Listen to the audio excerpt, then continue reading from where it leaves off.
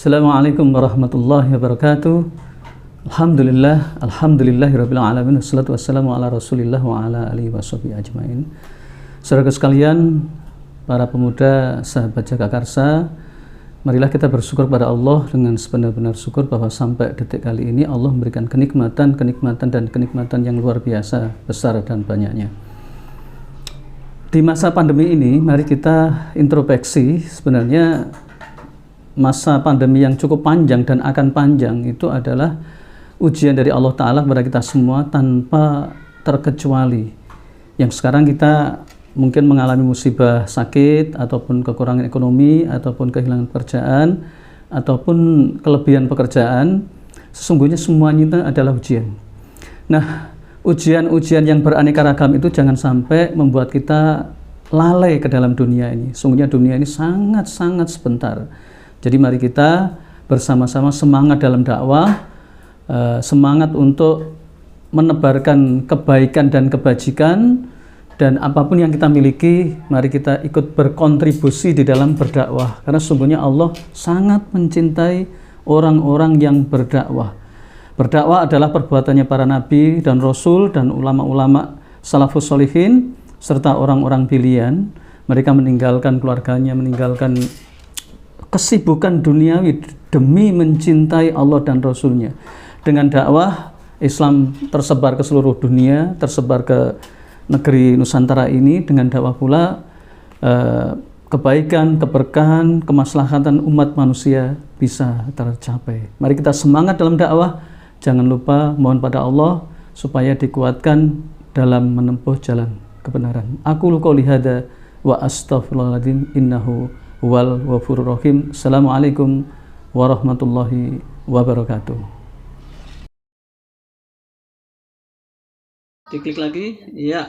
Ini kalau kita tadi sudah bicara tentang masalah yang kita hadapi, problematika umat, ya.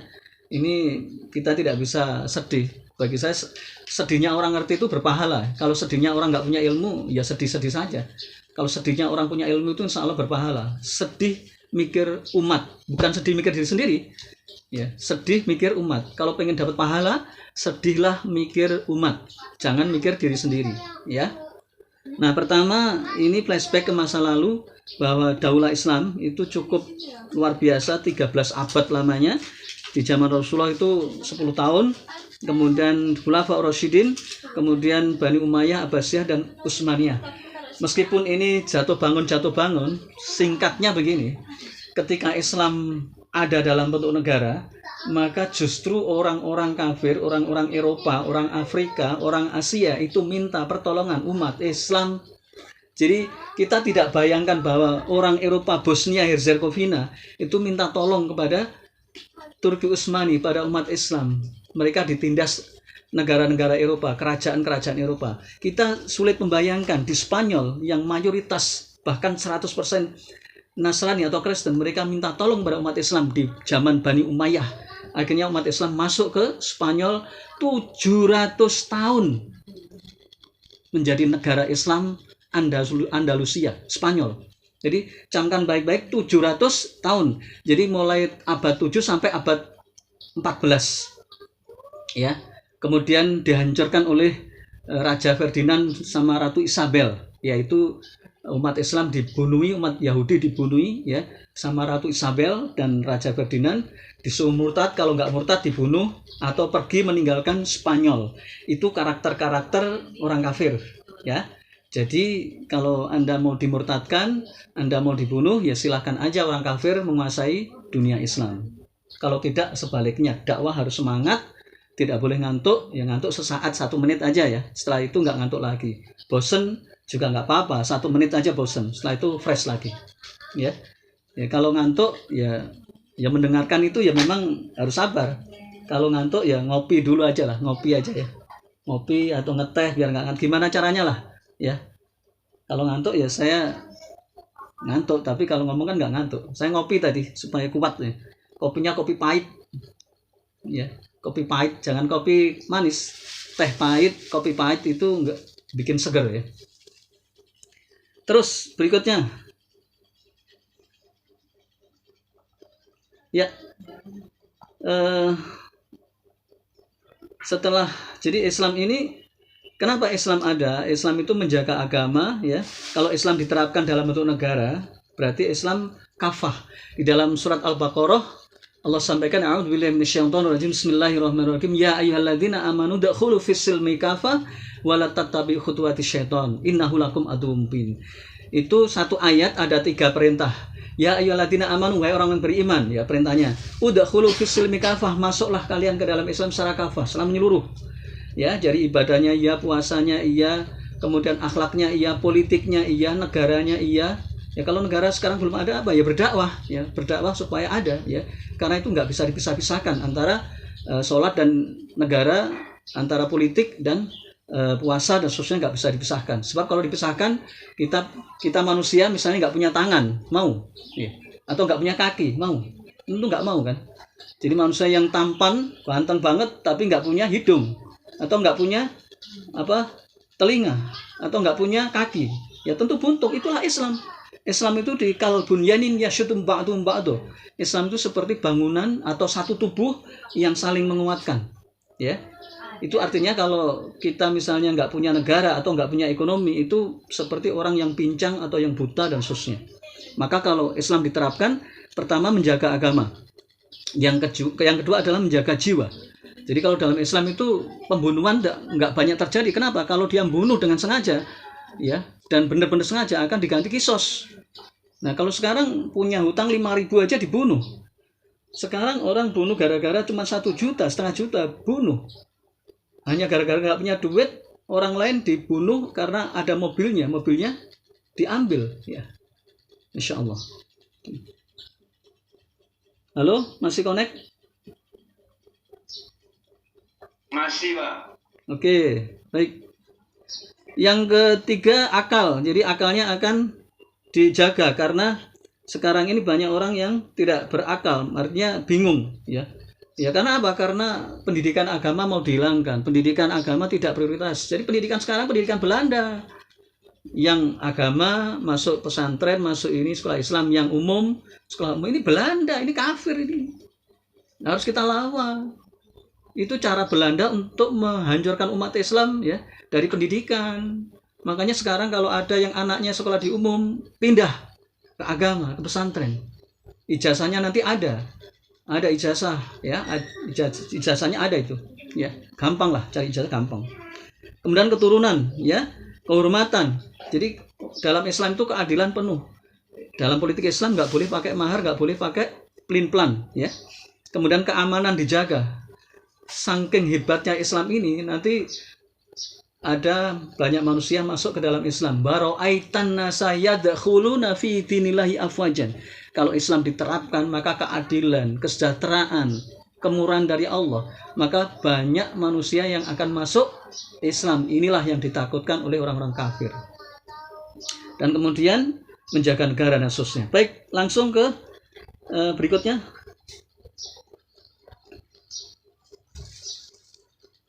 Ya, selama 13 abad, umat Islam dan peradaban menjadi rujukan ilmu pengetahuan serta teknologi bangsa-bangsa Eropa yang masih berada dalam kegelapan. Jadi ini bukti, ya, kalau Islam itu diterapkan, maka menjadi mercusuan peradaban kebaikan. Dan sungguh aneh, dan ini harus kita bongkar, ya, bahwa pada saat itu orang-orang Eropa yang tidak mengenal tentang teknologi, mandi aja jarang. Umat Islam sudah pakai sabun. Jauh lebih itu, di zaman sahabat itu umat Islam sudah mengenal gosok gigi, namanya siwak. Ketika orang kafir, orang Romawi melihat umat Islam ini, mereka takjub, umat Islam sudah mengenal gosok gigi. Nah, gosok gigi ini pada saat itu orang Eropa nggak pernah gosok gigi. Jadi gosok gigi itu sudah dikenal di dalam Islam, namanya siwak, pakai akar-akar, ya, dari tanaman itu, tanaman siwak, ya. Masya Allah, ternyata lebih hebat daripada Pepsodent, lebih hebat dari Ciptaden. Siwak, ya, siwak, Masya Allah, dahsyat. Kalau punya duit beli siwak, ya. Terus berikutnya, silakan diklik. Ya, ini sebenarnya banyak, ya. Jadi Ibnu Sina, jadi bapak kedokteran, ketika umat Eropa, umat Nasrani masih gelap, ya, maka umat Islam sudah punya bapak kedokteran dan sampai sekarang dijadikan rujukan dokter seluruh dunia, Ibnu Sina. Jadi Ibnu Sina menyampaikan kata-kata yang indah. Ini untuk seluruh penyakit termasuk COVID ya, termasuk corona. Dan ini sudah saya praktekkan, sudah saya tulis, sudah saya share, sudah saya dakwakan, dan sudah saya amalkan, saya ajarkan ke anak-anak saya dan umat Islam bahwa ketenangan adalah separuh kesembuhan. Sedangkan kepanikan adalah bahaya. Dan kesabaran adalah sebuah kesembuhan. Jadi kalau kita kena penyakit COVID, tenang saja. Baru kemudian kita pakai prokes, pakai macam-macam ya, pakai herbal, pakai vaksin dengan cara halal ya, pakai banyak lah ya.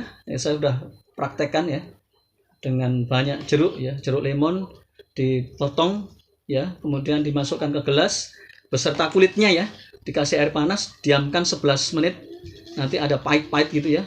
Sebelum diminum itu baca ayat kursi dan bilang Allahumma inna nas'alukal afiyah. Ya, Allahumma inna nas'alukal afiyah. Ya Allah, aku minta kepadamu afiyah. Baca ayat kursi, minum. Insya Allah dengan izin Allah hilang COVID ya. Jadi jangan bingung ya, jangan macam-macam. Baca ayat kursi dan doa Allahumma inna nas'alukal afiyah. Ya, itu ya. Kemudian siapa penemu peta dunia? Saya mau nanya ini. Silakan bisa jawab siapapun ya. Siapa penemu peta dunia? Yang Anda ketahui siapa? Ustadz Umar bisa dibantu siapa? Atau Ustadz Idris atau Ustadz siapa? Ustadz Naryo, Ustadz Sunaryo bisa dibantu. Siapa penemu peta dunia?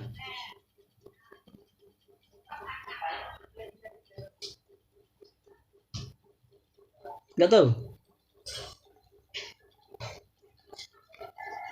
Siapa kira-kira? Ya. Tanya ke Mbak Google dulu ini. Ya. Kok Mbak Google? Lama ini berarti. Lama ini. Langsung ke peta dunia aja nggak apa? Ke peta dunia. Langsung ke peta dunia. Jadi kalau selama ini kita diajarkan peta dunia itu yang menemukan atlas ya. Itu adalah penipuan ya, penipuan. Yang menemukan itu Al-Idris, bukan Al-Atlas, bukan Atlas, tapi Idris, Al-Idris. 300 tahun sebelum Atlas. Jadi begini loh ya, umat Islam itu melahirkan dokter-dokter, sarjana-sarjana, saintis-saintis, ilmuwan-ilmuwan yang banyak banget, ribuan bahkan ratusan ribu, ya, dan melahirkan karya-karya arsitek-arsitek bangunan-bangunan yang dahsyat banget. Karena iri dan dengki orang kafir itu mencuri kitab-kitab umat Islam yang berada di Andalusia, yang pernah berjaya selama 700 tahun, dan di Baghdad selama ribuan tahun dicuri dan diterjemahkan ke dalam bahasa Spanyol, ke dalam bahasa Inggris, ke dalam bahasa Jerman, dan diakui sebagai karya mereka. Camkan baik-baik. Jadi orang kafir itu penipu berat, pemalsu berat. Ada juga yang tidak nipu, yang standar ada, tapi mereka juga penipu berat. Ya, ini harus kita sampaikan ke masyarakat supaya masyarakat tahu. Ya, jadi mereka mengarang kitab ini padahal dari umat Islam, diterjemahkan dan dikarang, namanya diganti dengan dokter siapa misalnya. Itu loh. Mereka mengambil kitab-kitab umat Islam yang pada saat itu terjadi perang salib. Jadi umat Islam dibantai habis-habisan, kitabnya dicuri, dibakar, dicuri, kemudian diterjemahkan ke dalam bahasa Inggris, bahasa mereka, dan digubah penemunya mereka. Masya Allah. Baik, itu ya. Kemudian silakan klik lagi. Selanjutnya, terus ya ini ya, jadi kita bisa ke peta. Nah, peta dunia ini, jadi kaum muslimin tadi ini saya cerita terakhir ya. Jadi dari Rasulullah terakhir itu menguasai sahabat Sa'ad bin Abi Waqqas, dikirim ke Cina. Cina ini berarti sekitar Cina bagian barat ya, itu Sa'ad bin Abi Waqqas. Kemudian tim utaranya itu sampai ke Palestina, kemudian baratnya sampai ke Afrika ya. Kemudian zaman Umayyah langsung ke zaman Turki Utsmani ya. Itu Islam sudah seluruh dunia ya. Paling barat di Maroko, kemudian di Spanyol, kemudian di Eropa. Di Eropa itu yang paling banyak Albania, Bosnia Herzegovina, Serbia, Montenegro, Makedonia, ya itu kaum muslim banyak ya. Kemudian wilayah Spanyol, wilayah Rusia itu ada Azerbaijan, ya, ada Kosovo, tetangganya, ya. Kemudian ke arah utara terus, ya, Bosnia, Greece, Chechnya, ya. Kemudian ada Xinjiang, terus kemudian Cina dan seterusnya. Sampai ke Maroko itu paling barat, terus kemudian timurnya itu Merauke. Jadi Merauke, umat Islam itu lebih dulu daripada umat Nasrani di Papua. Camkan baik-baik, umat Islam lebih dulu masuk di Papua lebih dulu daripada orang Nasrani. Ya, karena di seluruh dunia opininya dibalik. Papua itu adalah pulau Nasrani, itu salah. Umat Islam lebih dulu. Umat Islam lebih dulu masuk ke Filipina. Ya, Filipina itu dulu umat Islam banyak. Di Maluku, ya, itu umat Islam mayoritas. Akhirnya menjadi minoritas apa? Ya begitu. Diserang. Ya, ingat Filipina ya. Thailand dulu mayoritas Islam, ya. Dan seterusnya. Baik. Sekarang hancur lebur, Masya Allah, dan kasihan. Terus langsung. Ya, langsung. Ada yang aneh jadi tolong dimatikan itu ya. Ya, baik, sekarang klik lagi berikutnya. Ya, lagi. Berikutnya. Ya, sekarang lanjut ke metode dakwah Rasulullah secara singkat. Jadi Rasulullah sebelumnya. Ini ada sebelumnya nih. Ini yang kedua ini. Sebelumnya. Nah, ini. Jadi kalau sudah begini, maka kewajiban kita adalah berdakwah. Yang pertama adalah pembinaan, kum fa'angdir, ya. Jadi Rasulullah mendapatkan peringatan dari Allah, kum bangunlah, fa'angdir, dan berilah peringatan. Jadi Rasulullah begitu diangkat sebagai nabi dan rasul oleh Allah, maka kehidupannya menderita. Jadi kalau misalnya Ustadz Umar ini sekarang kehidupannya nyaman, bahaya ini, ya. Kalau Ustadz Umar itu dakwanya seminggu sekali, wah ini bahaya ini. Harus setiap hari mikir dakwah terus. Mikir gimana harus dakwah, gimana harus tetangganya, ya, RT-nya, kemudian tempat kerjanya, kemudian Jawa Timur, ya, kalau bisa DKI Jakarta, nggak perlu lah, Jakarta nggak perlu lah, nanti ada kita. Jadi Ustadz Umar cukup Surabaya dan Jawa Timur, nggak cukup, ya. Allahu Akbar. Ya. Jadi nggak boleh. Jadi hati-hati siapapun di sini. Kalau Anda sekarang kondisi nyaman, waspadalah. Anda oleh Allah dikasih ujian. Jadi istidraj itu jenisnya macam-macam. Ada istidraj kekuasaan, ada istidraj harta, ada istidraj kenyamanan. Dan itu tingkatannya juga macam-macam. Ada 10%, 30%, 70%, 100%. Kalau tinggal Anda yang merasakan. Kalau Anda dakwahnya itu sedikit, berarti kena istidraj. Mungkin dakwanya 10%, waspadalah. Karena itu berbahaya banget. Kalau Anda 50-50, dakwahnya 3 hari, nyamannya 3 hari, hati-hati. Ya. Abdurrahman bin Auf itu pernah saya pelajari, itu nyumbangnya itu berapa triliun gitu ya.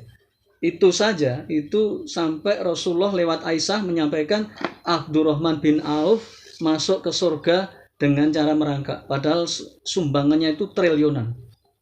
Maka Abdurrahman bin Auf tidak henti-hentinya menyumbang berdakwah, jihad dan seterusnya. Maka seperti itu. Maka ini harus dakwah. Baik, yang berikutnya, yang kedua adalah dakwah, sampaikan semua. Yang kedua,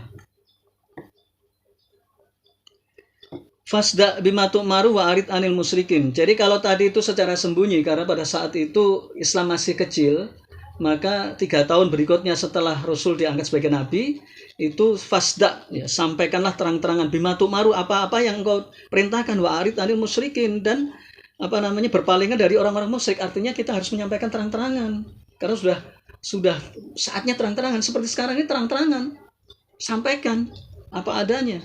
Kajian harus digalakkan. Saya ingat dulu saya ngisi di Biduri Bulan, Ya, di Masjid An-Nur itu di RT-nya.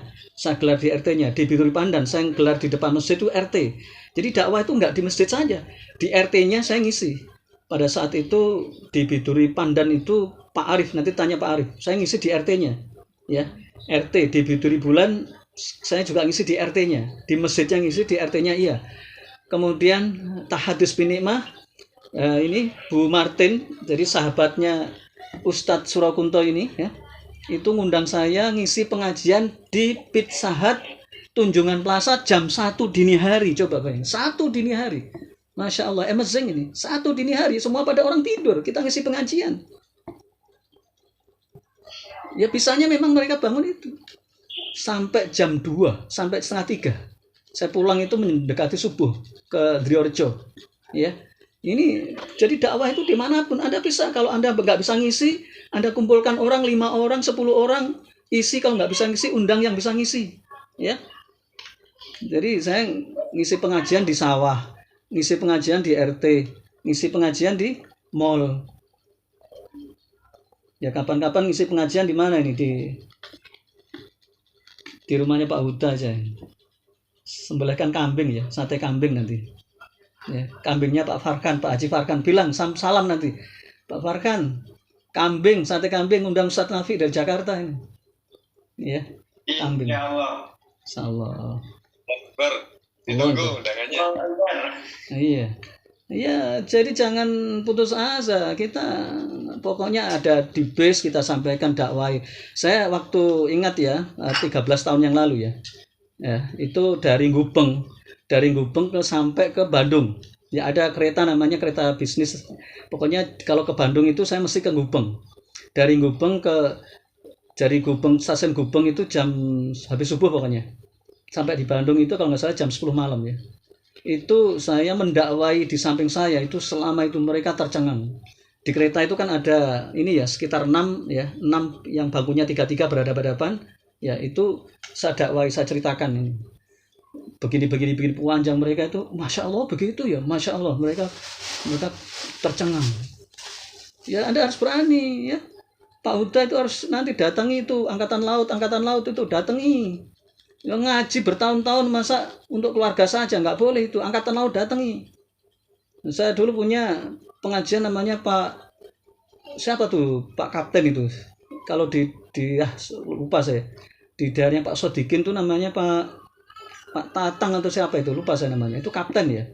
Itu alhamdulillah aktif ikut kita. Kemudian di daerah Pak Mu'alif itu aduh kok lupa saya jalan apa itu ya. Di musolanya Pak Mu'alif seminggu sekali. Itu ada seorang pimpinan pangkatnya apa ya? Kolonel.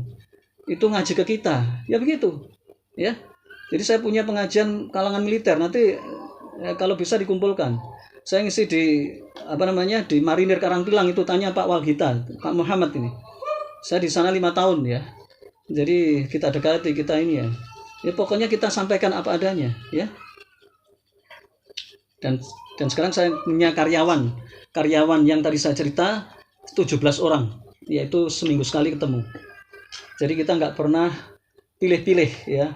Mau presiden monggo, mau menteri monggo, mau karyawan. Ini karyawan sangat orang umum sekali, sangat orang desa banget. Kalau Wedoro Anom aja orang desa, ini lebih desa daripada Wedoro Anom. Orang Ciamis, orang Cianjur, orang pokoknya desanya desa lah. Wah, gitu. Baik, terus langsung. Nah, terakhir tolabun nusroh. Jadi Rasulullah minta tolabun nusroh ke para ahlul quwah, jadi kepala suku ya. Jadi kita tidak boleh bekerja itu sendirian, makanya nanti semua yang ada di sini harus semangat. Ketemunya kapten, ketemunya kopral ya, ketemunya rujak cingur ya, ketemunya siapa ya, penjual mie ayam ya, beli mie ayam sambil ngomong, Pak sampean nggak ngaji apa? Ngaji Al-Quran ya tiap hari, tapi ngerti isi maknanya, ngerti nggak? Iya, enggak. Udah ngaji apa? Pokoknya ngaji lah. Ya. Nanti tak kasih soto, ya, soto goreng. Kan nggak ada kan soto goreng. Kalau mie ayam kan sering, soto goreng. Ya. Saya ini, ya. Soto digoreng ini, soto goreng. Ya, pokoknya banyak cara lah ya. Ada saya ingat rawon setan di Surabaya, saya pernah ke sana itu, masya Allah. Ya. Pokoknya banyak cara lah ya, diundang, dikasih apalah, yang orang-orang itu dibikin seneng dulu. Kalau saya ingat Pak Ghazali, ya Ustadz Ghazali ini, saya ingat kata-katanya. Ini berapa tahun yang lalu Ustadz Ghazali ini? 13 tahun yang lalu ya. Dikasih tape. Nah ini saya ingat Ustadz Ghazali, tape. Jadi nanti orang-orang tangganya diundang dikasih tape. Tape goreng, tape coklat, tape ini ya. Jadi pengajian dikasih tape. Nah ini Ustadz Ghazali pintar ini, manajer dari Garuda Food. Ya, sering saya ngisi di Garuda Food ya. Ya, itu untuk supaya dakwah ini cepat ya. Jadi kita ngisi para pengusaha, ngisi para dulu dirjen ya. Saya ketemu dirjen waktu di Jawa Timur itu, pokoknya ketemu anggota dewan, dirjen macam-macam ya. Ketemu Kapolda dan seterusnya. Ya kita lakukan ya, sampai ketemu rakyat kecil ya, Pak Tameng, saya ingat karena namanya unik, nanti Pak Walgita kenalin Pak Tameng. Sampai saya, Ustadz Hafi, siapa sampean? Saya Pak Tameng. Loh, Pak Tameng siapa ya? Saya dengarkan pengajian Ustadz Hafi, waduh, namanya Tameng, orang Cirebon. Baik, terus langsung. Ya, nah sekarang kita harus berjamaah ya. A'udzubillahi minasyaitonirrajim. Bismillahirrahmanirrahim. Bal takum minkum ummatun yad'una ilal khair wa ya'muruna bil ma'ruf wa yanhauna 'anil munkar wa ulaika humul muflihun. Dari surat Al-Imran ayat 104. Bal takum, dan hendaklah di antara kalian, minkum di antara kalian, ummatun sekelompok umat, orang yang berjamaah. Yad'una ilal khair, yang mengajak ke dalam kebaikan, wa ya'muruna bil ma'ruf, dan mengajak pada yang ma'ruf ya.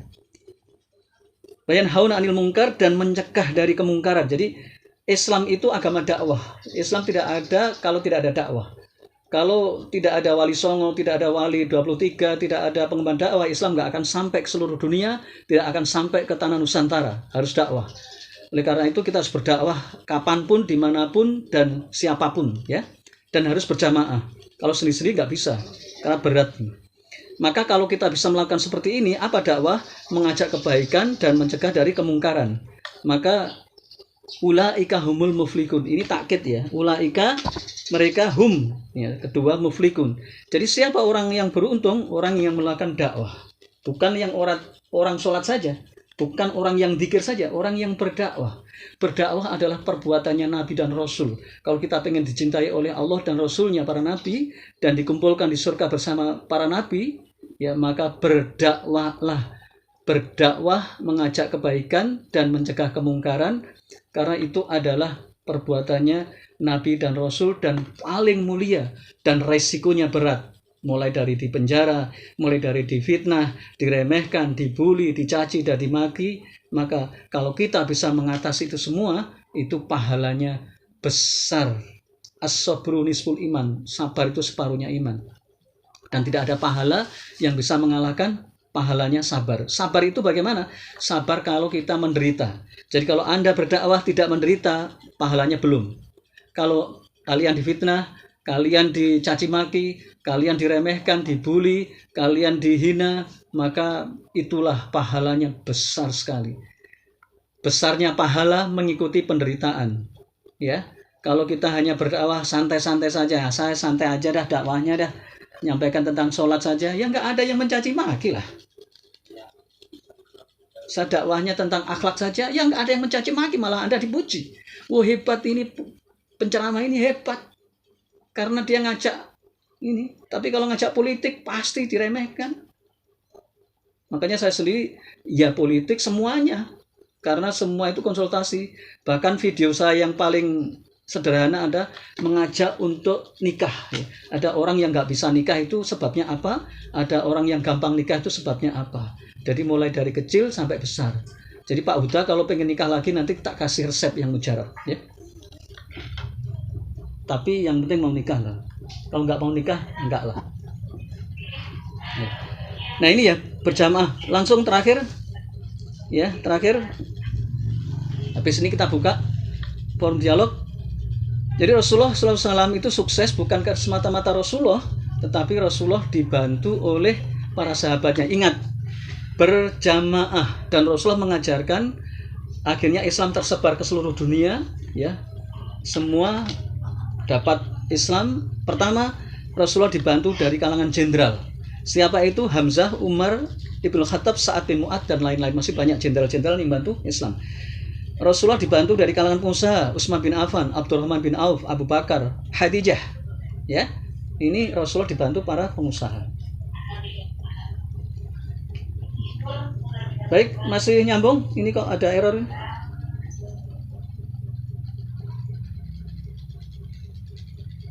Halo? Masih nyambung?